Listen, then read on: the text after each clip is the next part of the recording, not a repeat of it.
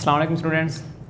हमारा जो आज का टॉपिक है वो है सॉलिड्स। हम स्टार्ट करने लगे हैं। सॉलिड्स जो है इसका सबसे पहले इंट्रोडक्शन देखेंगे, फिर इसकी टाइप्स आ जाते हैं, फिर इसकी करैक्टरिस्टिक्स हैं, फिर आगे इसके जो हैं प्रॉपर्टीज़ आ जाती हैं।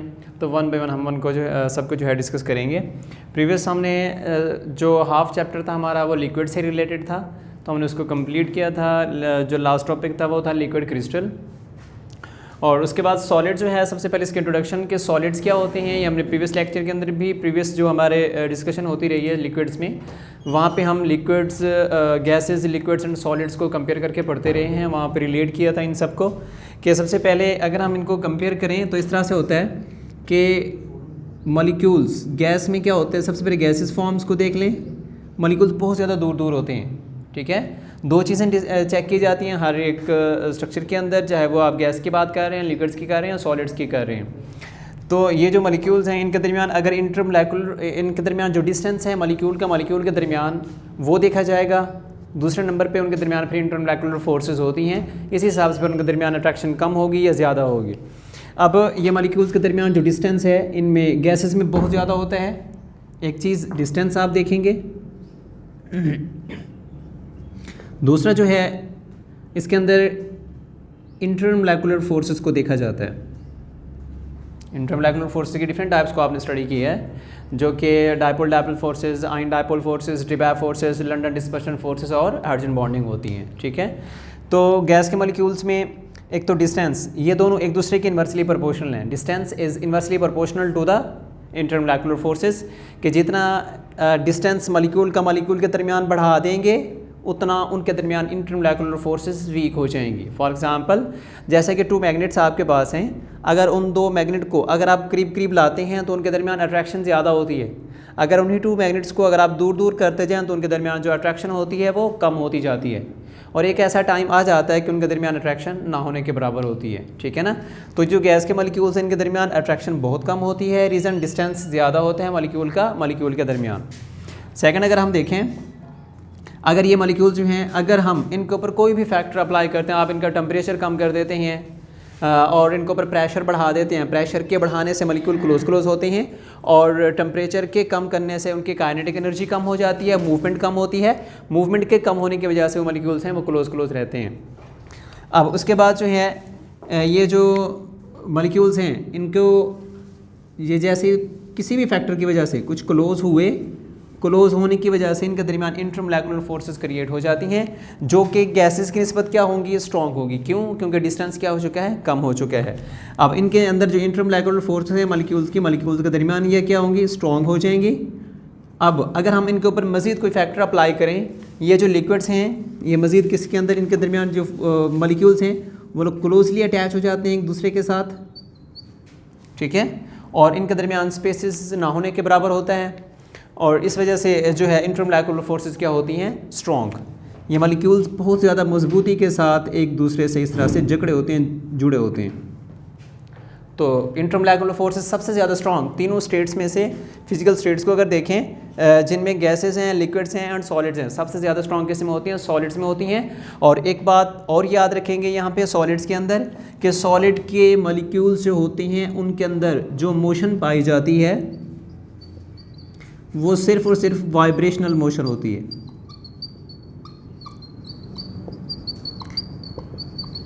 ठीक है ना। सॉलिड्स के मॉलिक्यूल्स में जो वाइब्रेशन होती है वो जो मोशन होती है वो वाइब्रेशनल मोशन होती है, ठीक है। क्यों? देखें सॉलिड के मॉलिक्यूल इस तरह से आपस में जुड़े हुए हैं मजबूती के साथ। अगर हम उनको हीट देते हैं ना, टेम्परेचर देते हैं, वो मॉलिक्यूल्स की एनर्जी तो होगी, लेकिन वो कौन सी होगी, वाइब्रेशनल मोशन होगी। वो अपनी जगह पे रहेंगे लेकिन वो इसी तरह से यहाँ पे इस तरह वाइब्रेट करते रहेंगे, अपनी जगह को छोड़ कर नहीं जाते। ना ट्रांसलेशनल मोशन होती है ना उसके अंदर रोटेशनल मोशन होती है, जस्ट वाइब्रेट करते हैं, अपनी जगह पर रहते हैं, उसी जगह पर इस तरह वाइब्रेट करते हैं, ठीक है।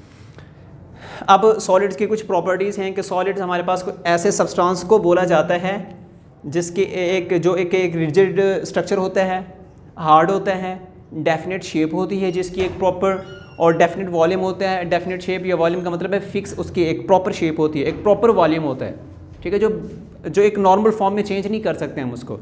अब ये देखिए ये सॉलिड फॉर्म में है, इसकी एक प्रॉपर शेप और इसका एक प्रॉपर वॉल्यूम है। ऐसे किसी भी फैक्टर से मैं इसको आसानी से चेंज नहीं कर सकता, ठीक है ना। प्रॉपर शेप हो, प्रॉपर वॉल्यूम हो जिसका, और कैन नॉट फ्लो, फ्लो का मतलब होता है मूव करना। जैसे लिक्विड्स को देखें, लिक्विड्स जैसे कि वाटर है, वाटर को अगर आप ऐसे ज़मीन के ऊपर फेंकते हैं वो फ्लो करना, बहना शुरू कर देता है। तो सॉलिड्स के अंदर बहाव नहीं होता, ये बहते नहीं हैं, सॉलिड शेप है, अपनी जगह पे एग्जिस्ट करते हैं, ठीक है, तो ये फ्लो नहीं कर सकते। और इसी के साथ साथ इन्हीं सॉलिड्स में स्ट्रॉन्ग इंटरमोलेकुलर फोर्सेस होती हैं, क्योंकि इनके दरमियान स्पेस ना होने के बराबर होते हैं, और इनके इस वजह से इनके दरमियान जो फोर्सेस होती हैं वो सबसे ज़्यादा स्ट्रॉन्ग होती हैं, जो कि इंटरमोलेकुलर फोर्सेस होती हैं। और जो ये सॉलिड के मॉलिक्यूल्स हैं, ये कौन सी ऐसी फोर्स की वजह से एक दूसरे के साथ मजबूती से जुड़े रहते हैं? मैंने आपको हाइड्रोजन बॉन्डिंग वाले टॉपिक में 2 फोर्सेस से इंट्रोड्यूस करवाया था। आई थिंक हमने सॉल्युबिलिटी का टॉपिक पढ़ा, बल्कि जो बायोलॉजिकल कंपाउंड्स है उसके लास्ट पे मैंने बताया था आई थिंक, कि जो फोर्सेस होती हैं, 2 तरह की फोर्सेस को हमने स्टडी किया था वहाँ पे। कुछ होती हैं एडहेसिव फोर्सेस होती हैं, कुछ कोहेसिव फोर्सेस होती हैं, ठीक है ना। तो एडहेसिव फोर्सेस को हमने देखा था कि एडहेसिव फोर्सेस ऐसी फोर्सेस हैं जो 2 डिफरेंट सब्सटेंसेस के दरमियान क्रिएट होती हैं, ठीक है ना। जैसे पेंट की एग्जांपल थी ना वहाँ पे, कि पेंट हम दीवार के ऊपर अप्लाई करते हैं, अब पेंट जो दीवार के साथ अटैच हो जाता है, क्यों अटैच हो जाता है? उनके दरमियान एक हाइड्रोजन बॉन्ड होता है, हाइड्रोजन बॉन्डिंग उनके अंदर जो है मौजूद होती है, जो पेंट जो है उस दीवार के साथ बना लेता है, एक अट्रैक्शन क्रिएट हो जाती है। उस अट्रैक्शन को हमने एक प्रॉपर नाम दिया था, वो नाम कौन सा था? वो नाम था एडहेसिव फोर्स का, क्योंकि पेंट एक अलहदा सब्सटेंस है, लिक्विड है, और दीवार क्या है? सॉलिड है। जब 2 डिफ़िकल्ट फिजिबिलिटीज़ हों, डिफ़िकल्ट स्टेट्स के दरमियान में इस तरह की पॉसिबिलिटीज़ आ जाए, अट्रैक्शन क्रिएट हो जाए, तो वो अट्रैक्शन क्या कहलाती है? एडहेसिव अट्रैक्शन कहलाती है। अगर अब दूसरी फोर्स है जो सिमिलैरिटीज़ जहाँ पे आ जाएँ, जो एक ही स्टेट्स में मौजूद हों, जैसा कि मॉलिक्यूल्स के दरमियान अट्रैक्शन होती है, जैसे कि इंटरमोलेकुलर फोर्सेस है ना। इंटरमोलेकुलर फोर्सेस में फॉर एग्जांपल एक मॉलिक्यूल आयोडीन के दरमियान अट्रैक्शन है, ठीक है। लंडन डिस्पर्शन फोर्सेस जो हैं वो कौन सी फोर्स होगी? एक तो हमने नाम दिया कि लंडन डिस्पर्शन फोर्स है, लेकिन प्रॉपर एक कॉमन नेम अगर दें वो कौन सा नाम होगा? वो कोहेसिव फोर्स कहलाएगी। वो फोर्स जो कॉन्स्टिट्यूएंट पार्टिकल्स एटम्स के दरमियान में हो, आइंस के दरमियान में हो, या मॉलिक्यूल्स के दरमियान में हो, उसको हम नाम देते हैं कोहेसिव फोर्स का, ठीक है ना। तो ये सॉलिड्स होती हैं, सॉलिड्स के अंदर ये इसके जो एटम्स होते हैं, यहाँ पे मैंने एक वर्ड यूज़ किया CP, इसको आप प्रॉपर लिखेंगे, C से कॉन्स्टिट्यूएंट, P से पार्टिकल, प्रॉपर बन जाएगा कॉन्स्टिट्यूएंट पार्टिकल्स। कॉन्स्टिट्यूएंट पार्टिकल्स कौन से होंगे? कॉन्स्टिट्यूएंट पार्टिकल्स एटम्स, आइंस या मॉलिक्यूल्स, इनको कलेक्टिवली हम कॉन्स्टिट्यूएंट पार्टिकल्स का नाम यूज़ करते हैं इसके लिए, ठीक है ना। तो कॉन्स्टिट्यूएंट पार्टिकल्स जो होते हैं hold together with the help of the cohesive forces, इनके दरमियान कोहेसिव फोर्सेस होते हैं, जिसकी वजह से ये एक दूसरे के साथ मजबूती से अटैच होते हैं, तो सॉलिड शेप से बनती हैं, ठीक है ना। तो एडहेसिव और कोहेसिव का डिफरेंस आपके माइंड में, अपने माइंड में आप लोगों ने रखना है। उसके बाद जो सॉलिड्स होते हैं, इसकी प्रॉपर फर्स्ट ऑफ ऑल 2 एक प्रॉपर शेप्स होती हैं जो कि उनके स्ट्रक्चर को आइडेंटिफाई करती हैं। उनके अंदर जो एटम्स होते हैं, मॉलिक्यूल्स होते हैं या आइंस होते हैं, जिनको हमने कॉन्स्टिट्यूएंट पार्टिकल्स का नाम दिया, उनकी अरेंजमेंट को आइडेंटिफाई कर रही होती हैं, ठीक है ना। वो जो प्रॉपर शेप्स, उनके जो टाइप्स हैं सॉलिड्स की, वो 2 टाइप्स होती हैं। एक होते हैं क्रिस्टलाइन सॉलिड्स होते हैं, दूसरे होते हैं एमॉर्फस सॉलिड्स, ठीक है ना। क्रिस्टलाइन, क्रिस्टल्स की फॉर्म में जो आपको स्ट्रक्चर्स मिलते हैं, उनके अंदर एक बेसिक डिफरेंस आपको देखने में मिलेगा। देखें, क्रिस्टलाइन सॉलिड्स वो भी सॉलिड हैं, एमॉर्फस सॉलिड्स वो भी सॉलिड्स हैं, ठीक है ना। दोनों सॉलिड्स की ही टाइप्स हैं। मतलब क्या हुआ? ये जो प्रॉपर्टीज़ आपको नज़र आ रही हैं, rigid, hard, definite shape, definite volume, can not flow, ये दोनों के अंदर है, ठीक है ना। लेकिन इनके अंदर एक डिफरेंस है जो कि यहाँ पे नहीं है। एक ओवरऑल सॉलिड की हमने बात की है, तो इनके अंदर एक प्रॉपर डिफरेंस है, एक मेन डिफरेंस पाया जाता है, जो कि क्रिस्टलाइन सॉलिड्स होते हैं वो 3D शेप्स में पाए जाते हैं। 3 डायमेंशनल अरेंजमेंट होती है कॉन्स्टिट्यूएंट पार्टिकल्स की, एक प्रॉपर अरेंजमेंट होगी। जितने भी आप उसके स्ट्रक्चर स्टडी करेंगे, जिस फॉर्म में भी देखेंगे, आपको वो शेप कभी चेंज होती हुई नज़र नहीं आएगी उस सब्सटेंस की, ठीक है। अब इसी तरह जैसे NaCl को देख लें, NaCl की जो शेप होती है वो क्यूबिक होती है, ठीक है ना। तो आप NaCl का जो सोडियम क्लोराइड है, जो हम खाने में नमक इस्तेमाल करते हैं, उसी को बोलते हैं NaCl। तो NaCl जो है आप दुनिया के कहीं किसी भी कोने से लेके आएँ, उसको स्टडी करेंगे, आपको उसके अंदर क्यूबिक शेप ही नज़र आएगी, क्योंकि उसके अंदर एक प्रॉपर अरेंजमेंट है एटम्स की, जो कि 3D अरेंजमेंट हम उसको कह सकते हैं। तो वो जो आपके पास NaCl है जो कि क्यूबिक शेप में पाया जाता है, तो NaCl क्या है, कौन सा सॉलिड होगा? एक क्रिस्टलाइन सॉलिड है, ठीक है ना। और इसके अलावा जैसे ग्लास वगैरह है या पेपर हम जो लिखने के लिए यूज़ करते हैं, ये सारे जितने भी होते हैं इनके अंदर कोई प्रॉपर अरेंजमेंट नहीं होती है एटम्स की। ये जस्ट इनमें एक सॉलिड शेप तो होती है, ये फ्लो भी नहीं कर सकते, रिजिडिटी भी होती है, हार्डनेस भी होती है, डेफिनेट शेप भी है, डेफिनेट वॉल्यूम भी है, लेकिन इनके अंदर प्रॉपर अरेंजमेंट नहीं होती है एटम्स की। तो वो तो हमारे पास सॉलिड्स होते हैं, उनको हम क्या नाम देते हैं, अमॉर्फस सॉलिड्स का। ये एक बेसिक डिफरेंस है दोनों में, ठीक है ना। बाकी भी हैं लेकिन बेसिक डिफरेंस क्या आएगा कि क्रिस्टलाइन सॉलिड्स में 3 डायमेंशनल अरेंजमेंट होती है, अमॉर्फस सॉलिड में 3 डायमेंशनल अरेंजमेंट नहीं होती कॉन्स्टिट्यूएंट पार्टिकल्स की। अब ये क्वेश्चन आप लोगों से सेपरेट भी पूछा जा सकता है, व्हाट इज़ क्रिस्टलाइन सॉलिड्स, या इसी तरह separate what is amorphous solids. जो जिस तरह यहाँ पे मैंने एक डिफरेंस यहाँ पे लिखा हुआ है, ये हेडिंग्स हैं, ये हेडिंग इसके लिए भी है, यही हेडिंग इसके लिए भी है, ठीक है ना। दोनों आप सेम उसी फॉर्म में लेके जाएंगे। ये हेडिंग दोनों के लिए, ये हेडिंग दोनों के लिए, ठीक है ना। अगर ये पूछा जाता है तो आप फिर ये हेडिंग दे के इसको लिखते जाएंगे। अगर ये अमॉर्फस सॉलिड को पूछा जाएगा, हेडिंग आपकी यही चलेगी, इसको लिखते जाएंगे, ठीक है। अगर पूछा जाता है डिफरेंस तो आप हेडिंग साइड पे लगा लें, तब भी कोई इशू नहीं है। बेहतर है कि आप हेडिंग को यहाँ पे दरमियान में लिखें, डेफिनेशन, इसकी डेफिनेशन लिखें, इसकी डेफिनेशन लिखें, फिर उसके नीचे दूसरी यहाँ पे हेडिंग दें मेल्टिंग पॉइंट की, फिर इसका मेल्टिंग पॉइंट और इसका मेल्टिंग पॉइंट आप बताएं कि किस तरह से चेंज होता है, नहीं होता। तो इसी तरह से हीट ऑफ फ्यूजन का प्रोसेस है, फिर सेंटर में हीट ऑफ फ्यूजन की हेडिंग दें, इधर भी लिखें, इधर भी लिखें, इस तरह से आप इसको अरेंज कर सकते हैं, ठीक है। अब सबसे पहले देखें क्रिस्टलाइन सॉलिड्स, डेफिनेशन क्या होगी क्रिस्टलाइन सॉलिड्स की, these solids in which atoms, ions और मॉलिक्यूल्स। इसके लिए मैंने एक प्रॉपर एक वर्ड यूज़ किया, एटम्स, आयंस और मॉलिक्यूल्स, इनको हम कलेक्टिवली कॉन्स्टिट्यूएंट पार्टिकल्स बोलते हैं, ठीक है। Are arranged in definite 3 dimensional pattern. एक प्रॉपर डिफरेंस जो मैंने बताया था, आप उसी हिसाब से उसकी डेफिनेशन करेंगे कि इनमें मेन डिफरेंस देखें। अगर आप उस हिसाब से उसकी डेफिनेशन करते हैं ना, रिजिडिटी, हार्डनेस, या उसके अंदर डेफिनेट शेप, वॉल्यूम वगैरह, फ्लो, उसका फ्लूइडिटी जो है, ये सारा प्रोसेस दोनों के अंदर सेम है। डिफरेंस किस चीज़ का है, 3 डायमेंशनल अरेंजमेंट का है। और इसके अंदर क्या है, ये जो मैंने यहाँ पे एक लाइन छोड़ी है, ये सारे वैसे का वैसा आ जाएगा। दीज मॉलिक्यूल्स, ये इधर से लेके हैव डेफिनेट दीज दो solids in which atoms, ions और मॉलिक्यूल्स, सेम वैसा, do not possess a regular orderly arrangement. इनमें कोई प्रॉपर ऑर्डर नहीं होता मॉलिक्यूल्स के, एटम्स के आपस में अरेंज होने का, जैसे भी अटैचमेंट होती है वो आपस में एडजस्ट हो जाते हैं, ठीक है। सेकंड आपका पॉइंट है मेल्टिंग पॉइंट, कि मेल्टिंग पॉइंट जो होता है किसका कम होगा, किसका ज़्यादा होगा। तो ये जो होते हैं हमारे पास क्रिस्टलाइन सॉलिड्स होते हैं, उनका मेल्टिंग पॉइंट क्या होता है, शार्प होता है। They have sharp melting point crystalline solids, मतलब इनका जो मेल्टिंग पॉइंट होगा वो फिक्स होगा, वो कभी चेंज नहीं होता।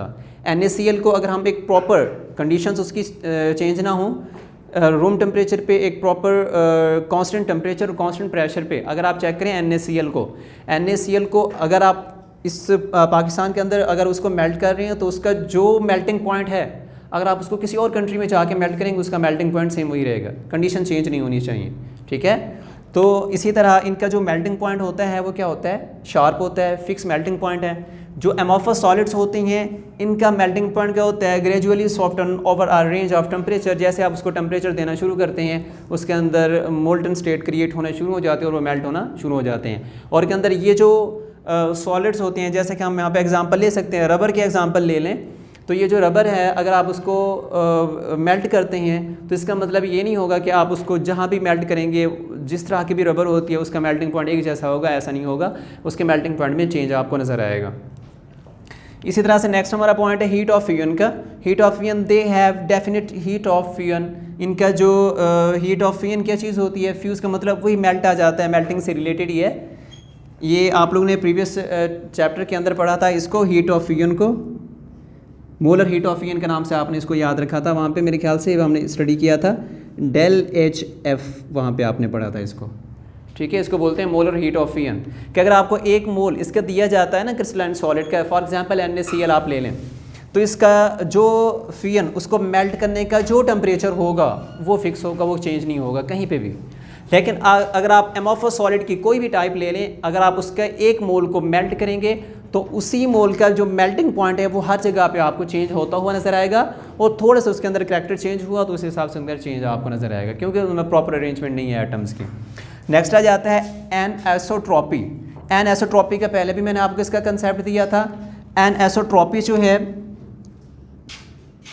ये डायरेक्शन डिपेंडेंट होती है, ठीक है ना। डायरेक्शन को फॉलो किया जाता है एनआइसोट्रॉपी के अंदर। अगले जो हम प्रॉपर्टीज़ को स्टडी करेंगे क्रिस्टलाइन सॉलिड्स की प्रॉपर्टीज़ है नेक्स्ट टॉपिक, वहाँ पे हम एनआइसोट्रॉपी को प्रॉपर एक डिटेल से देखेंगे।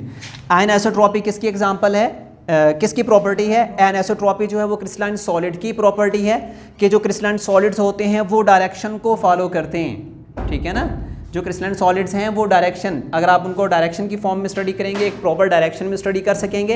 अगर आपने डायरेक्शन चेंज की तो उनके अंदर चेंज आपको नज़र आएगा। जैसे कि अगर हम ग्रेफाइट की एग्जांपल लें, ये भी मैंने पहले भी एग्जांपल दी थी आपको कि ग्रेफाइट को अगर आप देखें तो ग्रेफाइट के अंदर जो एटम्स की अरेंजमेंट होती है वो इस तरह से, ग्रेफाइट का जो स्ट्रक्चर होता है वो लेयर्ड स्ट्रक्चर होता है, लेयर्स बनी होती हैं इस तरह से, ठीक है, कार्बन की लेयर्स होती हैं। तो ये एक लेयर है, दूसरी लेयर है, इतना मतलब गैप नहीं होता, जस्ट आपको एक माइंड के अंदर एक कंसेप्ट बनाने के लिए इस तरह मैं बता रहा हूँ कि अगर आप इसमें से करंट पास करना चाहते हैं ना, अगर आप करंट पास करें फ्रॉम हॉरिजॉन्टल वे तो आप इसमें से करंट पास कर सकते हैं, ठीक है। करंट पास होता है फ्री इलेक्ट्रॉन्स की वजह से, तो करंट पास इस फॉर्म में तो आप इसमें से करंट पास कर सकते हैं। अगर इसी के अंदर आप इधर से करंट पास करना चाहें तो आप इसमें से करंट पास नहीं कर सकते, ठीक है ना। तो इस तरह मतलब ये है कि एक डायरेक्शन डिपेंडेंट होते हैं कि अगर आप उसको प्रॉपर डायरेक्शन में स्टडी करेंगे तो आप उसको क्रिस्टलाइन सॉलिड्स को स्टडी कर सकते हैं। अगर आप उनके डायरेक्शन को चेंज करेंगे तो आप जो है उसकी प्रॉपर जो प्रॉपर्टीज़ हैं उनको उनको स्टडी नहीं कर सकते, ठीक है। ये डायरेक्शन डिपेंडेंट कौन से होते हैं? Crystalline solids. और जो एमोर्फस सॉलिड्स होते हैं वो आइसोट्रॉपिक नेचर के होते हैं। आइसोट्रॉपिक का मतलब क्या होगा? जो डायरेक्शन के ऊपर डिपेंड ना करें, आप उसको कहीं से भी किसी भी तरह से स्टडी कर सकते हैं, ठीक है ना। आयन आइसोट्रॉपिक नेचर किसकी है? एमोर्फस सॉलिड की, जिनके अंदर 3 डायमेंशनल अरेंजमेंट एटम्स की नहीं होती। नेक्स्ट आ जाता है नेचर क्या होती है, या आप इसको अदर नेम्स के नाम से भी हेडिंग दे सकते हैं, या नेचर के नाम से आप इसको डिनोट कर सकते हैं कि ये जो आपके पास क्रिस्टलाइन सॉलिड्स हैं, अगर आपसे पूछा जाता है व्हाट इज़ ट्रू सॉलिड्स, इसका दूसरा नाम है क्रिस्टलाइन सॉलिड्स का दूसरा नाम क्या है? True solids. इनको ट्रू सॉलिड्स बोला जाता है। जो एमोर्फस सॉलिड्स होते हैं इनके डिफरेंट नेम्स हैं। इनको सोडो सॉलिड्स भी बोलते हैं, सुपर कोल्ड लिक्विड भी बोलते हैं, और हाई विस्कस लिक्विड भी बोला जाता है इनको, ठीक है। ये इनकी प्रॉपर्टीज़ के ऊपर डिपेंड कर रहा होता है। आगे कुछ क्वेश्चंस भी हैं इसी से रिलेटेड, वहाँ इसको हम एक्सप्लेन करेंगे। जैसे for example super cold liquid क्यों बोला जाता है, इससे रिलेटेड एग्जांपल्स आ जाएंगी नेक्स्ट क्वेश्चंस में। तो मतलब इनका नाम क्या है? एक तो इसका नाम बनता है इसको सोडो सॉलिड, अगर कहीं पे वर्ड आ जाए तो आपके माइंड में हो कि सोडो सॉलिड किसको कहा जाता है? एमोर्फस सॉलिड्स का दूसरा नाम सोडो सॉलिड्स भी है। या फिर इसको सुपर कोल्ड लिक्विड भी किसका नाम होता है? एमोर्फस सॉलिड को कहते हैं। या फिर हाई विस्कस लिक्विड भी किसको कहा जाता है? एमोर्फस सॉलिड्स को ही कहा जाता है, ठीक है। नेक्स्ट आ जाता है एग्जांपल्स हैं कि क्रिस्टलाइन सॉलिड्स के एग्जांपल्स कौन से हो सकते हैं। क्रिस्टलाइन सॉलिड्स की लॉट ऑफ एग्जांपल्स हैं, इसी तरह एमोर्फस सॉलिड्स की भी लॉट ऑफ एग्जांपल्स हैं। हम यहाँ पे कुछ इंपॉर्टेंट एग्जांपल्स को स्टडी करेंगे। आपके इसी चैप्टर के अंदर क्रिस्टलाइन सॉलिड्स की बहुत सारे एग्जांपल्स आ जाएंगी, जिनमें से देखें एक NaCl, शुगर, आइस, डायमंड, ये सारे क्या हैं? ETC, और भी काफ़ी सारे स्ट्रक्चर्स हैं। ये सारे एग्जांपल्स किसके हैं? क्रिस्टलाइन सॉलिड्स की हैं। इनमें जो कॉन्स्टिट्यूएंट पार्टिकल्स की अरेंजमेंट होती है वो 3 डायमेंशनल अरेंजमेंट होती है, जबकि एमोर्फस सॉलिड्स हुई हैं इनके अंदर एग्जांपल आ जाती है जैसे कि rubber, plastic, glow, glass, paper वगैरह। ये जितने भी हैं सारे एग्जांपल, इनके अंदर क्या होता है? कोई प्रॉपर अरेंजमेंट नहीं होती, 3 डायमेंशनल अरेंजमेंट नहीं होती कॉन्स्टेंट पार्टिकल्स की। तो इन का जो मेल्टिंग और बॉइलिंग पॉइंट होगा वो शार्प नहीं होगा, और इसी के अंदर जो है आइसोट्रॉपिक नेचर की होती हैं ये सारी चीज़ें। इसी से रिलेटेड कुछ MCQs भी पूछे जाते हैं, जैसा कि फॉर एग्जांपल देखें the glass have the nature isotropic and isotropic and so on, both, none of these, कुछ भी हो सकता है। तो देखें ग्लास क्या है? ग्लास एक एमोर्फस सॉलिड है। तो एमोर्फस सॉलिड की प्रॉपर्टी क्या है कि ये आइसोट्रॉपिक नेचर के होते हैं। तो एमोर्फस सॉलिड की जितनी भी एग्जांपल्स हैं वो सारी सारी क्या हैं? आइसोट्रॉपिक नेचर की होती हैं, डायरेक्शन डिपेंडेंट नहीं होती।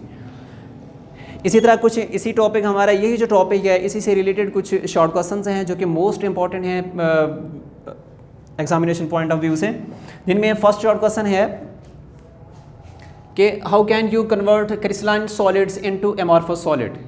कि क्रिस्टलाइन सॉलिड क्या चीज़ है? इन पहले क्वेश्चन को समझेंगे गौर से, फिर इसका आंसर देना आपके लिए आसान हो जाएगा, ठीक है।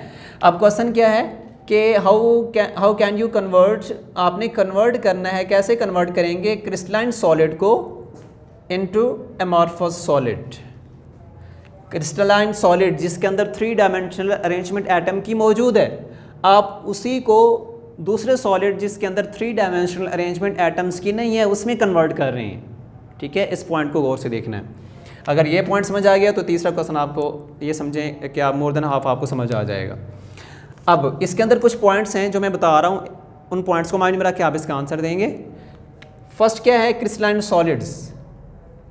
हम क्या करते हैं, आपके पास शॉर्ट फॉर्म में CS लिख रहा हूँ, क्रिस्टलाइन सॉलिड्स। आप इसको फर्स्ट ऑफ ऑल क्या करते हैं, मेल्ट करते हैं।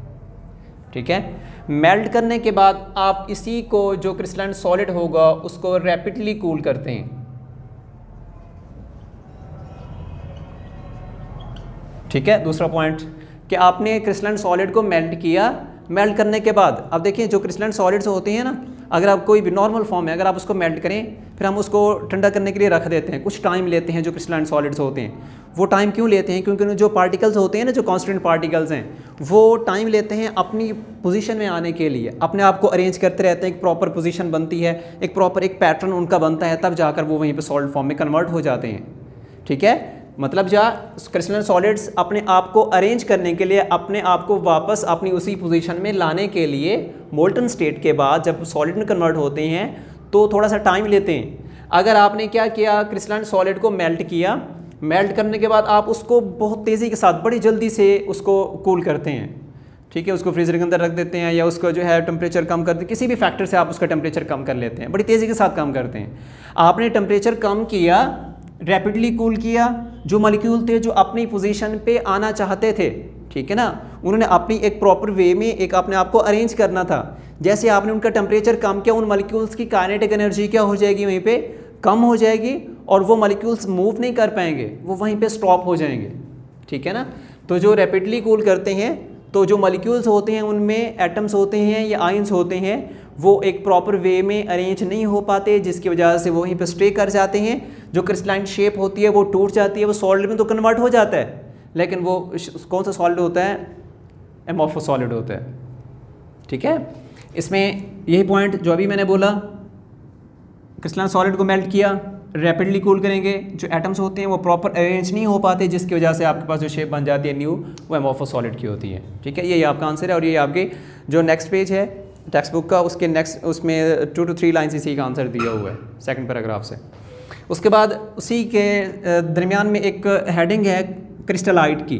व्हाट इज़ क्रिस्टलाइट्स, ये भी एक इंपॉर्टेंट शॉर्ट क्वेश्चन है कि क्रिस्टलाइट्स क्या होते हैं। क्रिस्टलाइट एमॉर्फस सॉलिड है ना, एमॉर्फस सॉलिड जितने भी हैं ना, उनके अंदर हम कहते हैं कि उनके अंदर प्रॉपर अरेंजमेंट नहीं होती है एटम्स की, मॉलिक्यूल्स की, लेकिन इनका जो जब ये बनने स्टार्ट होते हैं एमॉर्फस सॉलिड्स, एमॉर्फस सॉलिड का अगर आप स्मॉल पार्ट स्टडी करें, स्मॉल पार्ट, वो स्मॉल पार्ट आपको जो होगा वो 3 डायमेंशनल फॉर्म में नज़र आएगा। ठीक है ना, जब एक लेंथी स्ट्रक्चर बनता है ना एमॉर्फस सॉलिड्स की जो टाइप्स होती हैं, जब एक प्रॉपर एक लेंथी स्ट्रक्चर बनता है तो एटम्स की जो अरेंजमेंट होती है वो डिस्टर्ब हो जाती है। अगर आप उसका स्मॉल पार्ट स्टडी करें, वो स्मॉल पार्ट बेसिक पॉइंट जो होगा उसके अंदर आपको एटम्स या मॉलिक्यूल्स की एक प्रॉपर 3 डायमेंशनल अरेंजमेंट होती है, एक बड़े स्ट्रक्चर में नहीं होती। अगर उसी का स्मॉल पार्ट स्टडी करें तो उसके अंदर 3 डायमेंशनल अरेंजमेंट होती है।